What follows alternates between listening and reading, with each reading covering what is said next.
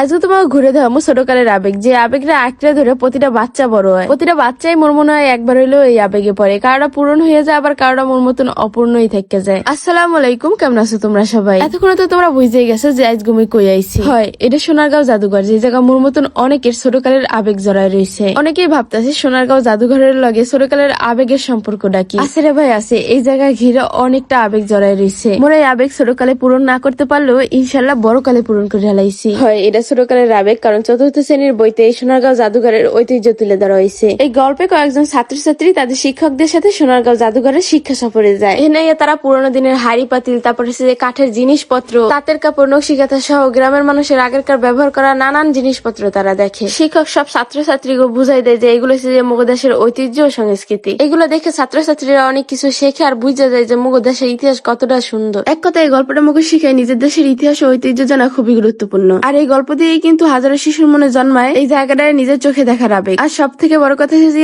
অনেক স্কুল দিয়ে কিন্তু এই জায়গা শিক্ষা সফরে আহে। আর এই শিক্ষা সফরের পিছনেও কিন্তু অনেকটা আবেগ মিশে থাকে, কারণ অনেক শিশু আছে যা করে ঘরে থেকে একা একা ছাড়ে না। এর মধ্যে কিন্তু ময়ও একজন আসছিলাম। মুগো স্কুলে কিন্তু ব্যতিক্রম আসল না, এই জায়গায় কিন্তু শিক্ষা সফরে আইছিল। বরিশাল দিয়ে এই জায়গাটা কিন্তু অনেকটা দূরের পথ, আর দূরের পথ হওয়ার কারণে কিন্তু মোরারা হয় নাই। কারণ ছোটকাল দিয়েই মুই বাসে একটু কম উঠতে পারি। বাস উঠলে মাথা ঘুরিনে শুরু হয়, লগে তোমরা যেটা ভাবছো ওইটাও হয়। ছোটকালে তো আর নিজের আবেগটা পূরণ করা হয় নাই, যার কারণে বড় হয়েই নিজের আবেগটা পূরণ করে হালাইলাম। জীবনের সব থেকে সুন্দর মুহূর্ত গুলোর ভিতরে কিন্তু আজকের দিনটারও অ্যাড করে নিচ্ছি। সত্যি এই জায়গা দিয়ে অনেক কিছু দেখার আর শেখার আছে। বইতে পড়া গল্পের লগে কিন্তু সবকিছু মিলে গেছে। আজ পর্যন্ত এই একই রকম আছে যে এরকম ছোটকালে বইতে পড়ছিলাম। অনেক যত্নে সবকিছু কাছের দেয়ালের ভিতরে আগলাই রাখা হয়েছে। জানি না ভিডিওতে কতটা সুন্দর দেখাইতেছে, কিন্তু সামনে দেখলে চোখ জুড়ায় যাওয়ার মতো দৃশ্য। কারণ যে জিনিস ঘিরে নিজের আবেগ লুকাই থাকে, ওই জিনিস দেখতে সুন্দর হইবে, এটা তো স্বাভাবিক। মোর এত আবেগের কথা হইলে তোমাকে আর লাভ নাই। আজকের ভিডিওটা তোমাদের কেমন লাগছে আর এই ভিডিওটা তোমরা কিরকম জেলা দিয়ে দেখতেছো অবশ্যই কমেন্টে জানাই যাবা। আজকের ভিডিও এই পর্যন্তই। নেক্সট ভিডিও পর্যন্ত সবাই ভালো থেকো, সুস্থ থেকো। আল্লাহ হাফেজ।